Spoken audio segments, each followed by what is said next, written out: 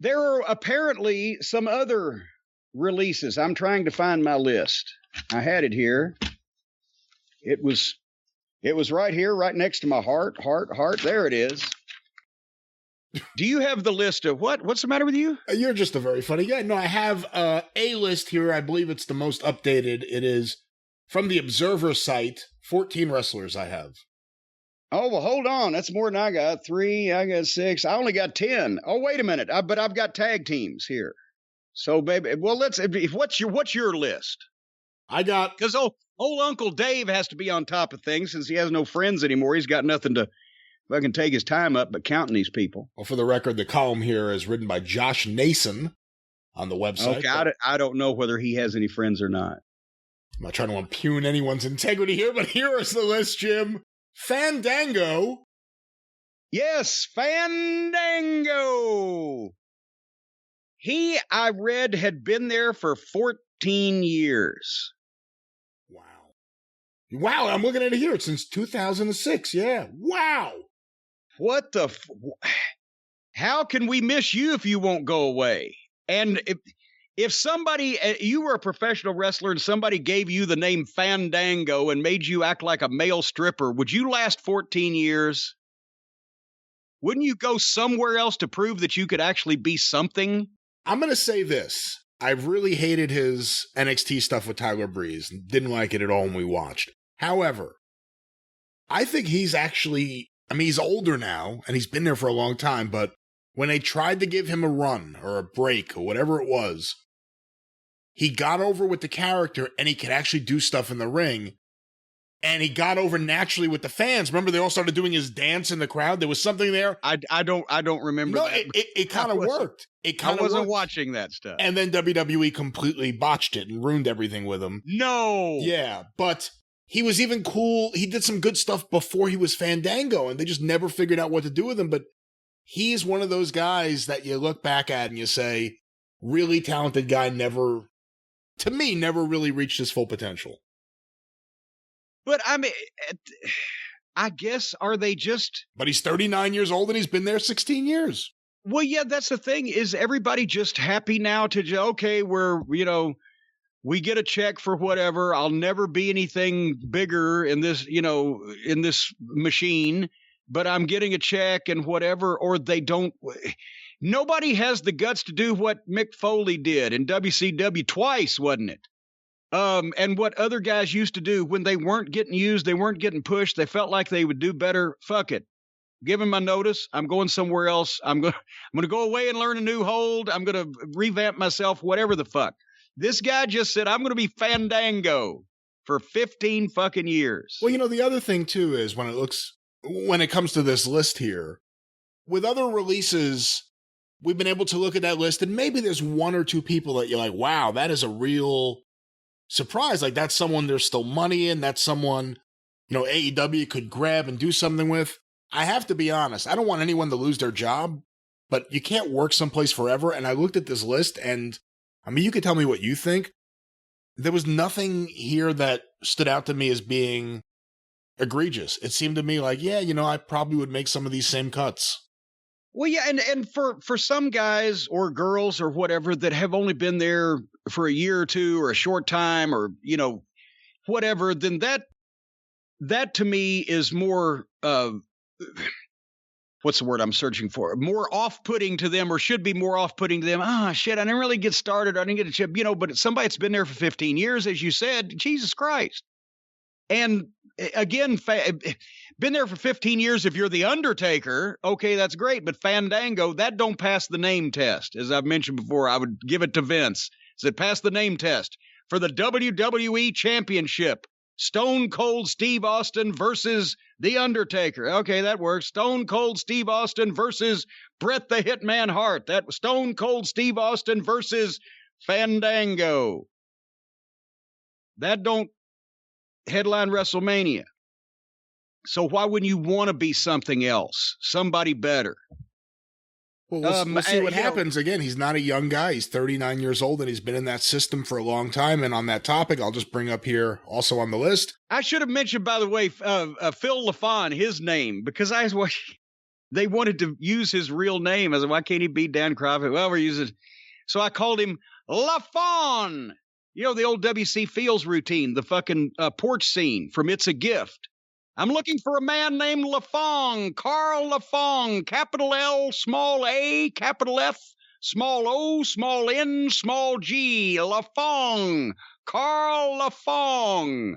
So anytime we were in a fucking meeting, after I had done that routine once, and just somebody would mention the name Phil LaFawn, Vince would give me the fucking side eye and arch the eyebrow like The Rock, and I would go, LaFawn, capital L, small a, capital F, small O, small N, LaFawn. Vince a big W.C. Fields fan? No, he just liked the way I did that. He'd never seen that movie in his life. Does Vince know anything that's ever happened in any movie? Yes, I mean, you know, I'm stumped to call one right off the top of my head, but if you referred to something like, you know, Gone with the Wind or The Godfather or say, you know, shit like, yes, he's up on that type of thing, but don't get too deep in the pop culture catalog. Well, before we get too deep here, what I was going to say before was also released is Fandango's tag team partner in the team of Breezango, Tyler Breeze, who, good, according to this here, I'm trying to see an age. He's been there. He's 33 years old. He's opened a wrestling school with Sean Spears, and he's been there since 2010. So again, he's been there almost 12 years. And he was called up, and then he went back to NXT, very similar to Fandango. Well, I said good because it'll give him a chance to have another name besides Tyler Breeze and actually not be a male stripper and do something. But now he's opened up a wrestling school with Sean Spears.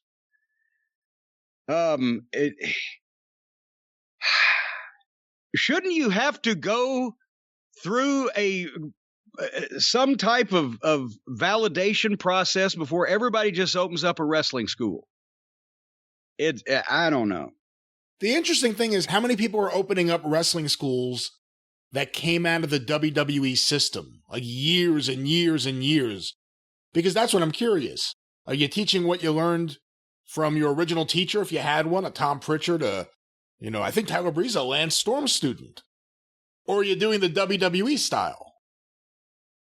Well, but here's the whole thing is, and I mean, there's obviously exceptions to any rule, but the best wrestling school teachers, and I'm not just talking about a program where, okay, we're going to tell you guys how to take bumps. I guess I should differentiate. When I think wrestling school, I think, okay, you can get anybody that's been in the business for 8 or 10 years to explain the proper way to take a flat back bump or execute a suplex or a slam or whatever, but there needs to be someone at the top of the wrestling training program with decades of experience at working in big companies or at a high level. Lance Storm trained Tyler Breeze. Lance Storm has... That's his new name on the indies, from what I understand. Tyler Breeze? Tyler Breeze. Shut up.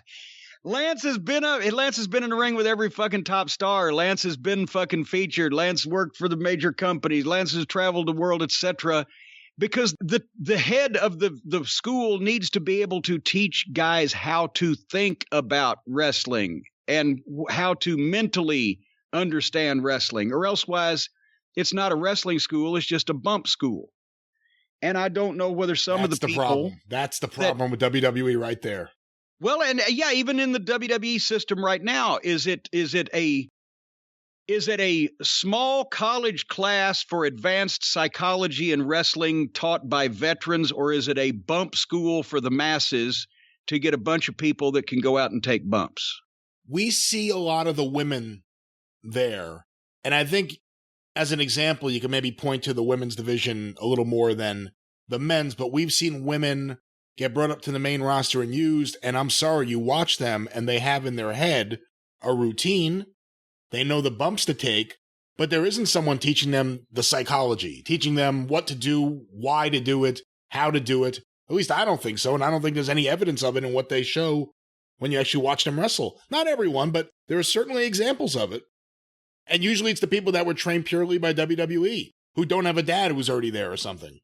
Yeah, and that's a lot of times I see modern matches where whether it's the men or the women or anybody, where the people involved are making the faces and the motions and the actions and reacting to things in some cases that you see them imitating what they've seen other wrestlers do, but it's like I can sit in the cockpit of a plane and punch a bunch of the buttons and pull some of the levers. As long as I'm not actually flying it, it looks like I'm doing good shit, but I'm really pretending I'm just imitating shit I've seen people do, but I'm not putting in the right order to actually get the thing off the ground. Does that make sense? They're imitating certain things about wrestling that they've seen wrestlers do, but I don't think they understand. It's like the Filipino guy that they got to replace Steve Perry in Journey. When he started, at least, he was singing the songs phonetically. He didn't understand the words behind it, but he did a great job of singing the fucking notes. But anyway, continuing on with your releases. Continuing on with WWE's releases, Tony Nese has been released. The niece has been released.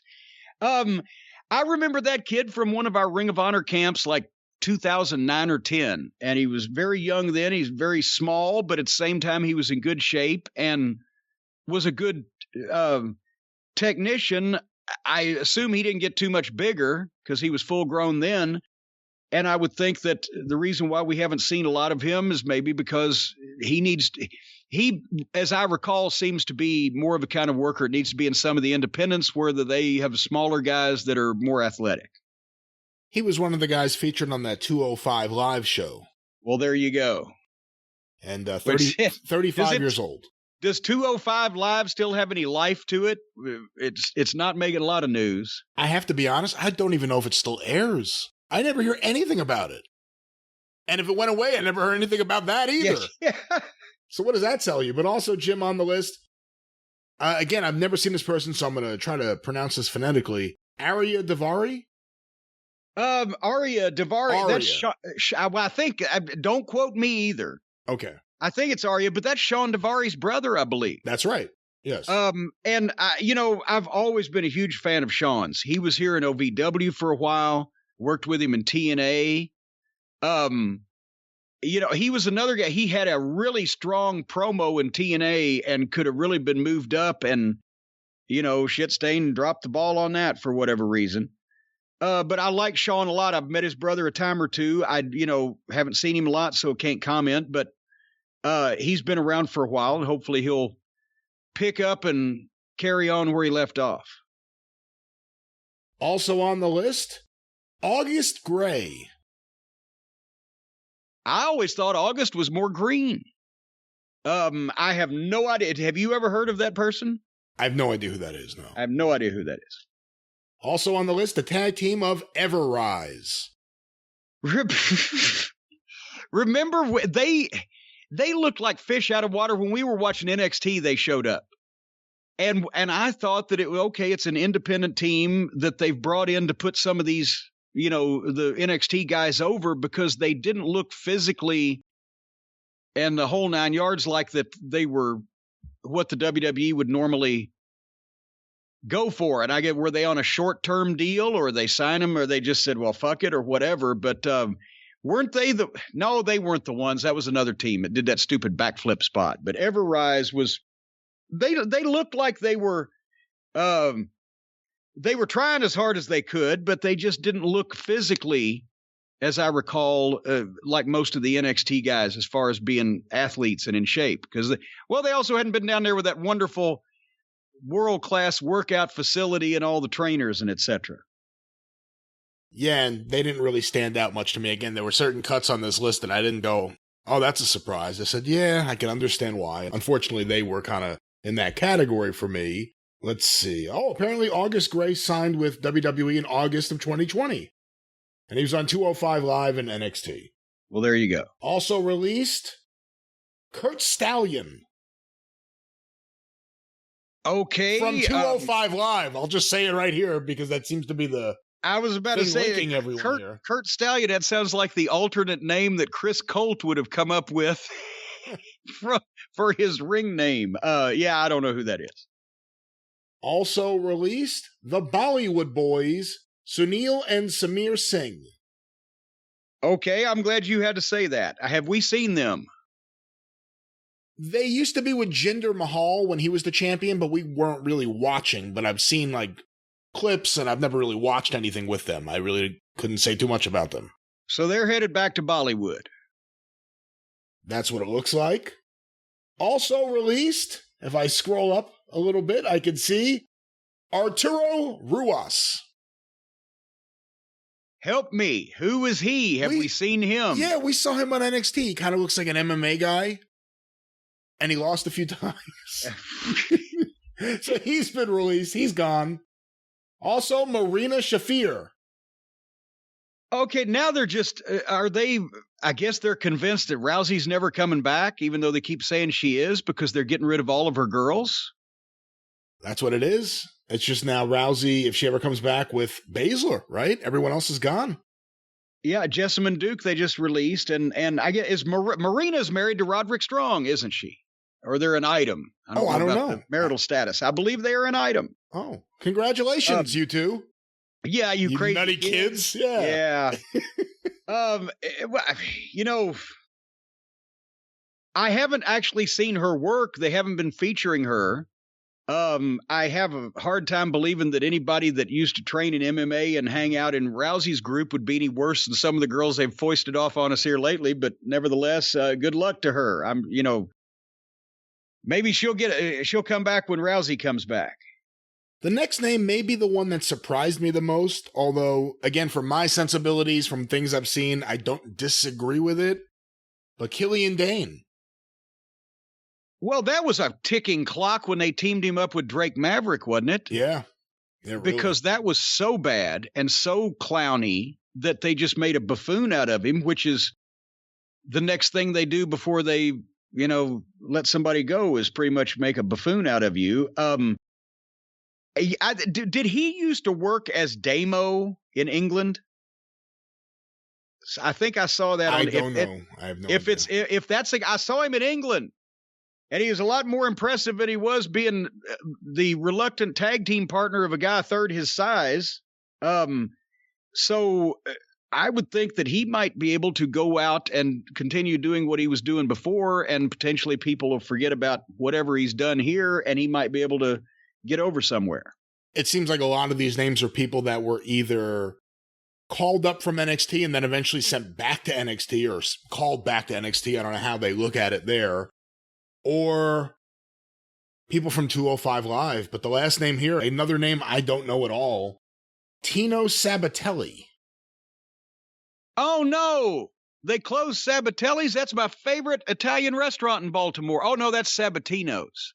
That's actually, apparently, looking at it here, that's this guy's first name legit. Sabatino Piscatelli's his real name. Sabatino Piscatelli. And that's right past the stop for Far Rockaway and into Piscataway. Look at how they took his real name and turned it into this. He went from Sabatino Piscatelli to Tino Sabatelli. They literally just took the letters and moved everything around, and he kept his name almost the same. Who makes up these names anyway? And why does anybody think they sound like actual, not only even real names, but why they should be wrestling names? I'm seeing every time that I see one of these reports that says, oh, the new talent, these are the new names they've given them in NXT. And I've never heard of anybody with any of those names. From what I understand, a lot of the names are actually chosen by the talent. They're told, which by the way, should go into the whole independent contractor thing, but a lot of them are told, we can't use your name, or we won't use your name. They can use their name. We won't use your name. You have to change it. Come up with something you want to use. Come up with some names. And that's why, that's how Bryan Danielson ended up being Daniel Bryan. I agree. Well, part of the problem is, and Daniel Bryan Danielson, whatever, he'd been around long enough, and he knew how to kind of get around it a little bit, and he still got a fucking real human being's name. Well, that's the thing. They used to take guys and put gimmicks on them. So you would go from being Jim Cornette to the Plumber. Now they take guys and just give them other random generic names. So you would go from Jim Cornette to Frank Cornelius. Yes, but also what you mentioned is a problem as well. Letting inexperienced green talent come up with their own name. No, you don't want to do that either. Because some of them are coming up with these fucking names. And if I took every suggestion that I'd ever heard from somebody in OVW on what their name should be or what they should be doing, good God, that would have been a crummy fucking program. And it's not the guys. If a young wrestler has potential, you want to try to protect him from making any mistakes. So you don't say, what do you want to be called, and go with it. You say, what do you want to be called? And then if you, with 25 or 30 years experience, like it, then you go with it. But if not, then you say, well, let me ask you a question. Is Dwarf Dong Sucker really your first choice or whatever? And you try to explain it. Maybe it won't fit on the marquee, or maybe it'll be hard for people to say or spell or whatever the fuck, and try to guide them to something that's palatable for them and still actually might get over somehow. Remember when Ric Flair wanted to be Ramblin' Ricky Rhodes? Rickus Rhodes. No, it was Ricky. I know. I never heard that until David Crockett said it the other day in that thing. You wanted to be Rambling Rickus Rhodes. It's like, Rickus? It was always Ricky. I don't know. But anyway, some people need to change their name. And not just because of legal entanglements. Anyway, are we done firing people here? That is the final list of people. Like I said, I guess just to put a bow on it, I don't disagree with any if I was running that company. You know, I know someone's going to say they make so much money, they don't need to cut anyone. But at some point, you do need to cut people. You need to add people. But you do need to cut people who have been there a long time. And at a certain point, you're not going to get any more return on your dollar. I hate to look at it that way, but I'm not outraged by this. And I got to think we've seen a couple rounds of this that we're not done. This is going to keep being a trend every few weeks. We'll see. Well, just this is proving that there's so many people. And obviously we don't watch every program and we don't live and die and hang on every talent movement. But if there's this many people that have not made an impact, that we haven't really seen, that's floating around, that's not even being exposed or used or whatever, then that means that there's too many guys on the roster. And it's not, regardless of whether the company makes all the money in the world, it's not feasible to keep. Imagine a movie studio that never gets rid of in these days, in the contract days of the studios, never get rid of an actor. Sooner or later, if that happens, and you've got every actor in fucking Hollywood, or a record company that never gets rid of an artist, but keeps adding new ones, it's not possible. Everybody needs to go somewhere at some time. And usually it's the people in the lower spots and the people that aren't necessarily integral to the overall operation of the company that get released, and then they have a chance to go somewhere else, as we've mentioned a million times. New coat of paint, a new look, a new environment. Does the style of this promotion fit what you do better than the place you were at, a la Doug Furnas and Phil LaFon being a whole lot better in Japan than they were in the WWF, etc.? Then you get a chance to figure that out. Everybody does not always succeed, but you ain't going to succeed if you sit in one place for 10 or 15 years doing the same fucking thing. Unless you're as far as you ever want to be, you've got to eventually shit or get off the pot, as Mama Cornette used to say, and figure these things out.